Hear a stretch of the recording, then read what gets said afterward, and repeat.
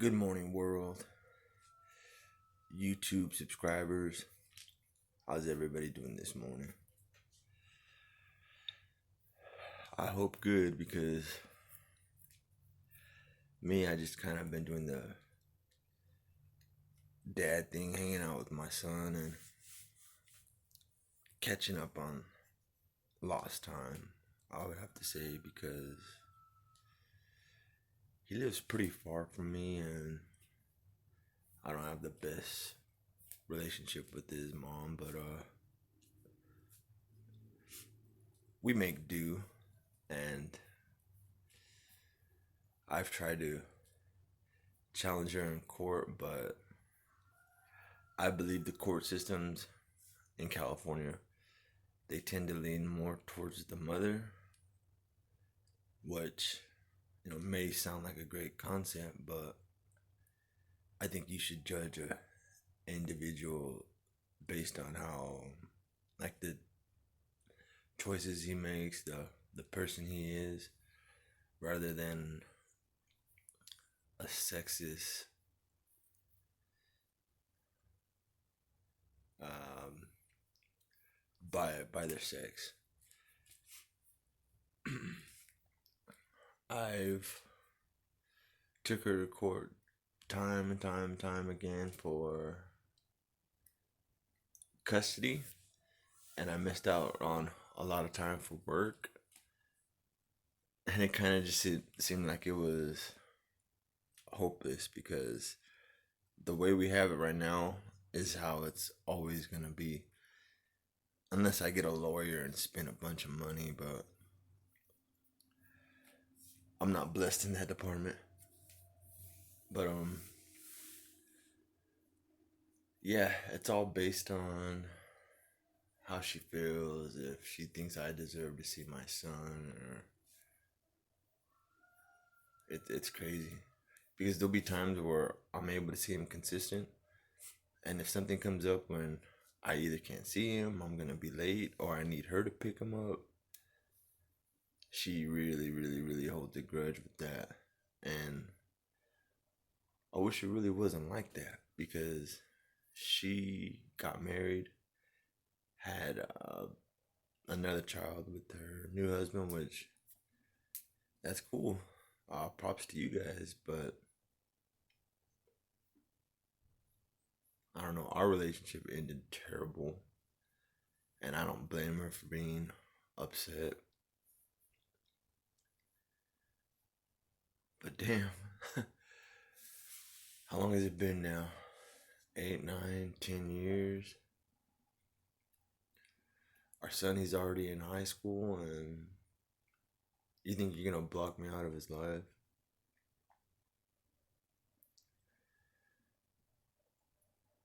The real person inside me just really wants to go and cause hell because I feel like, as the parent, as somebody who pays child support, I should have rights. I should be entitled to certain things. And one of them, I strongly believe, is if you're a parent that wants to see your child, what judge would go against that? Yeah, it's easy to bring up the past, but these past 10 years, I managed to do a lot. Be consistent with work, going to church, man, cutting off a lot of toxic people I had in my life.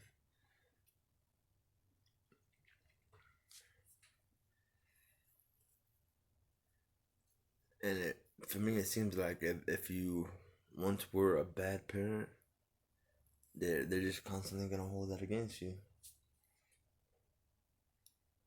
I think it's kind of silly though, because if the person does have the opportunity or the desire to want to change, you're basically just kicking them when they're on the ground with all spiteful anger. And it's always rough when I gotta drop my son off because I wish I had a better relationship. I wish I could see him every day, but only time can tell. The way I look at it on a positive note is he's got 4 years before, 4 more years before he could leave his mom's house. And I'm hoping to be there for him like how dad is really supposed to be there for his kid, especially at the age of 18, because they have to learn how to work, they have to learn how to be responsible. And I believe that there's certain things that it is it's usually helpful for a dad, a man, to be there for his child. And also things like getting a vehicle, making your payments on time, paying your insurance, learning how to troubleshoot for the most part the problems you have with your vehicle, and keeping up with your tune-ups, oil changes. I would even go as far to say as your alignment, because I'm having some alignment issues and I'm trying to save up. But it does suck when your car is like, a little off and your steering wheel, your hand constantly has to be at a certain degree. But helpful, smart lesson to be more responsible with my finances because I really do need that alignment. Hopefully the stimulus comes, man. I like to do some work on my vehicle. Would help out a lot.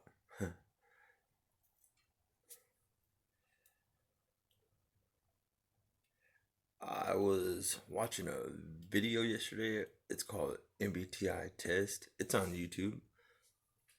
I took it according to their interpretation and standards of the MBTI test.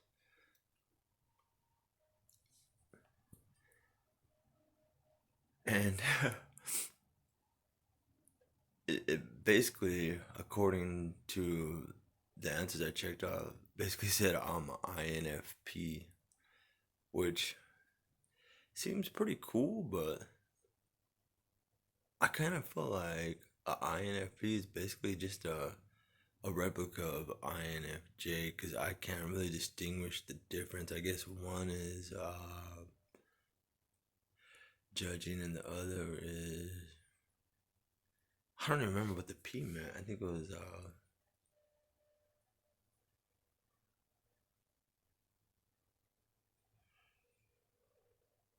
but I don't know, basically like what you perceive, I guess.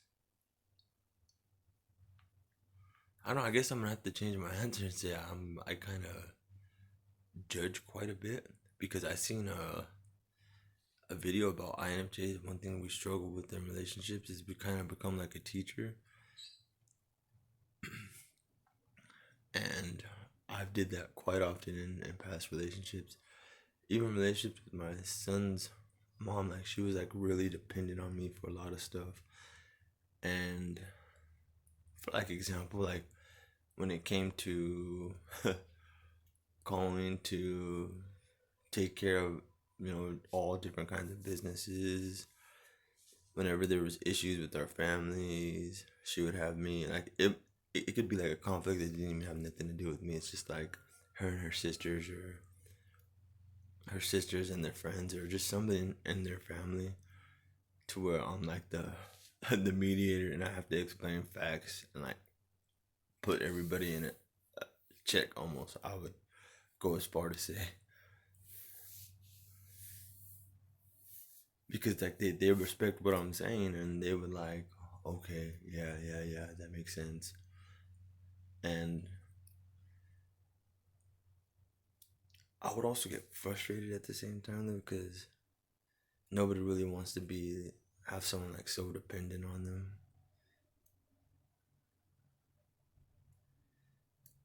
that was a time in my life when I was like a really different person. I just didn't know how to do a lot of things, and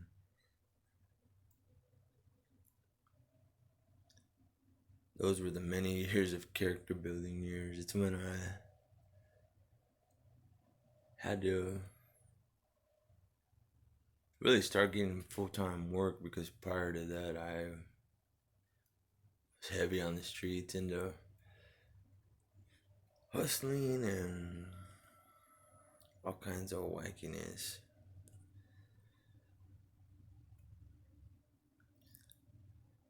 And I would tell myself, this is how immature I am. I would always like tell myself like, oh, it's her fault for me meeting her. I don't get to do the things I want to do. I don't get my own time. And even while I did like get a lot of time to like be extremely selfish, that in itself is like very selfish, because it's like you're a young family and you're building towards your future, and you're complaining about needing time to do what you want. How come you can't do what you want? And even if you do what you want, you're still never really gonna be happy doing what you want. Like, that's the silly thing of it all.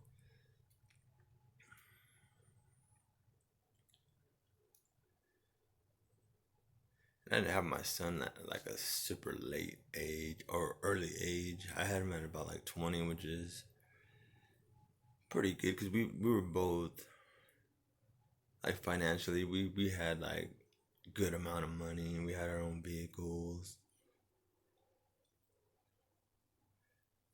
We made the decision to move out to Vegas because I bartended in Vegas at the time, and it wasn't ever anything that I took serious. It was just like I lived out there for a little while, and I paid for bartending school, and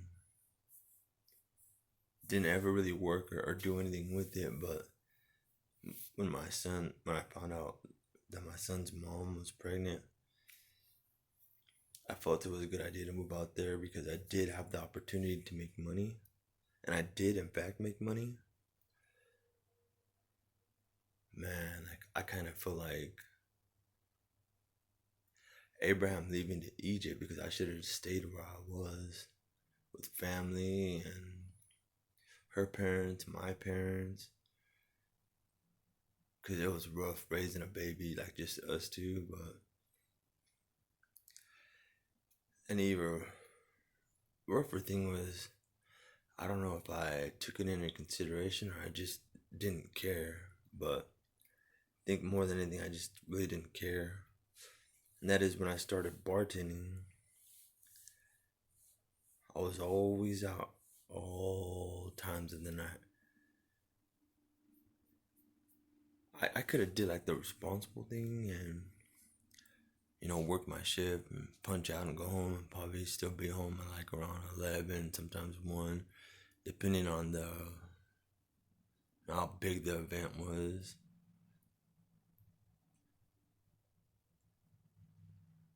But I would come home at like 3, 4, 5, 6, later in the morning. Sometimes I'd be gone the whole day. And in my toxic mind, I believed, or maybe it was just like a defense mechanism, like to combat whatever she had to say. But that was, I'm the one who's working and paying for everything. I deserve to do whatever I want, whatever. And it caused major animosity with those two, to where she wasn't happy with our relationship because I was doing a lot of disloyal things. It shames me to say, but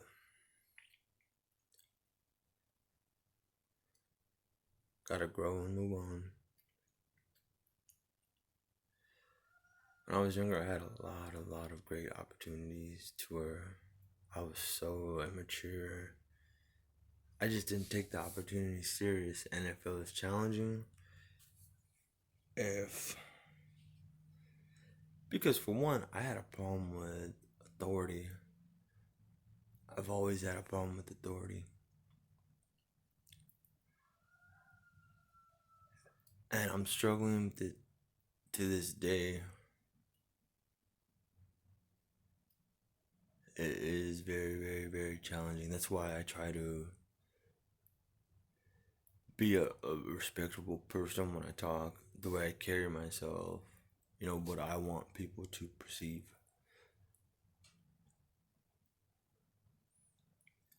But even still, like, you're always gonna have those people in the world that you need around. But you just don't like their approach, you just don't like their attitude, but you're not gonna break character for anyone because you stand on integrity and you're gonna humble yourself. Because I've been through a lot of humbling situations where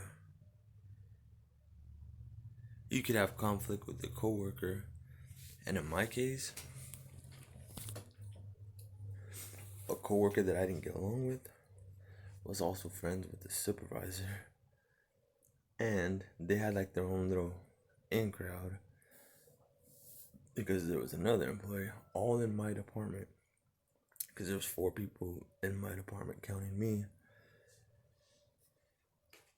and I was the odd man out, and I believe what caused a lot of friction was because I was in the receiving department and there was an office department that did most of the PR work, would reach out to the clients, and we would basically just put everything where it needs to be put, keep a quantity count, an accurate quantity count, and send, miscellaneous items to local businesses.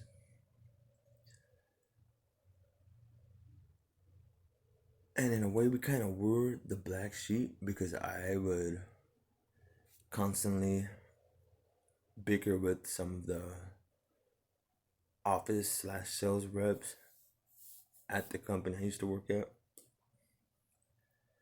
But it was kind of like a give and take. Like, I wouldn't bite their head off. I would just kind of like, let them know where their mistake is. Where them, on the other hand, they would give it to the manager and waive, your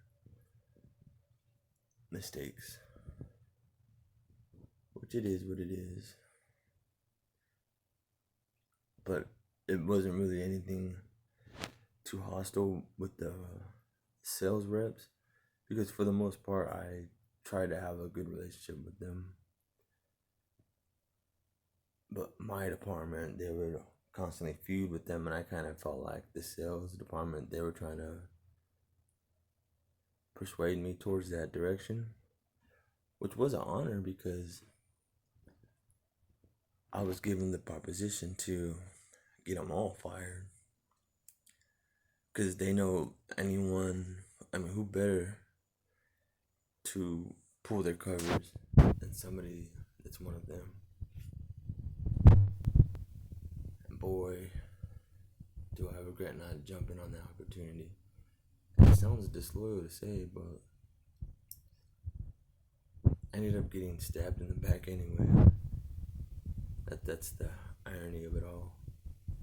But a Christian is supposed to say all things happen for a reason. Which even still, I still kind of am a little sad because the job paid very well. I liked the job. I was good at the job. Just plenty of just positive things about the job. And even when things really got rough and they would like cuss at me and yell, I would just try to keep it like really, really choose my fights. Like, if somebody were to talk out of turn and cuss at me or disrespect me, I would tell them, hey, can I talk to to you around the side. Try to let them explain them, let them understand that just because I'm a Christian man, I'm not passive. Like, I try to have mercy, but in society's day, it can be mistaken as weakness because like you try to like pretend you didn't hear something, or whenever something's negative, you just try to work through it. The world will always see it different, and it kind of plays with your head because that old man wakes up and feels like he has to prove that he's tough and he's macho. But in actuality, you're a fool for trying to, or I was a fool for trying to validate myself.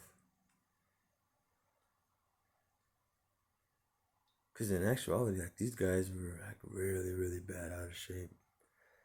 And around that time, I was like especially into working out and hitting the weights with my brother.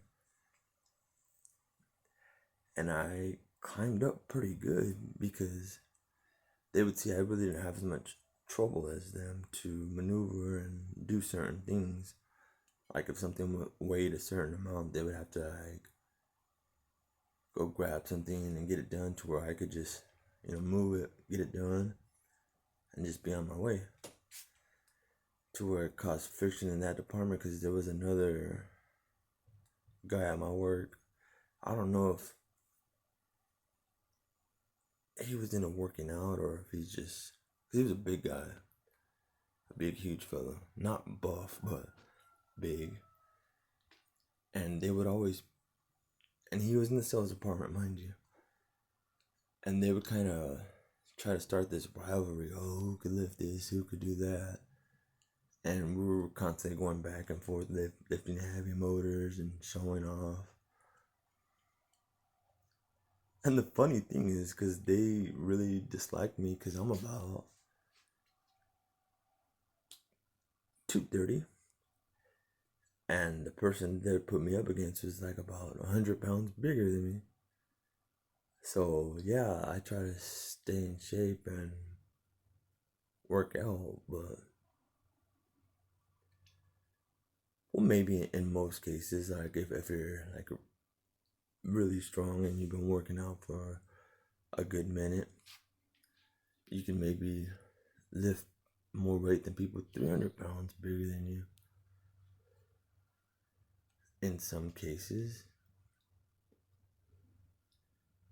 But I really don't see that as like a big deal if I'm not the strongest person in the warehouse, because I kind of feel like they try to turn it around on me when I would rarely boast about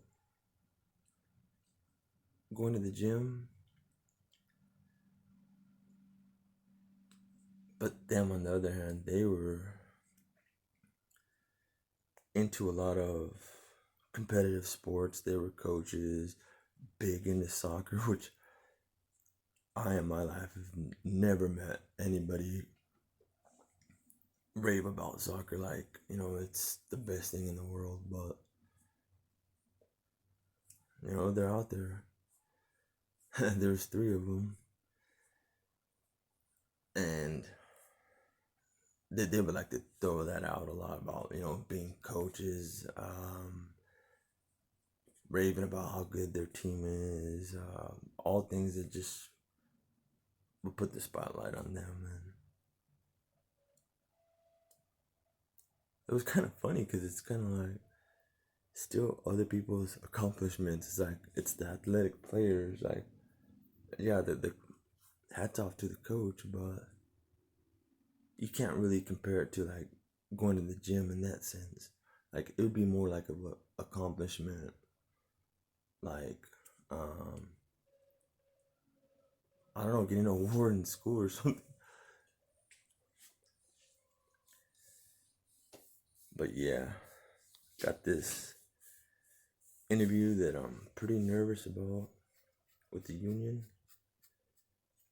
So I thought I would just find you guys and give it my best shot. So stay blessed and to the next.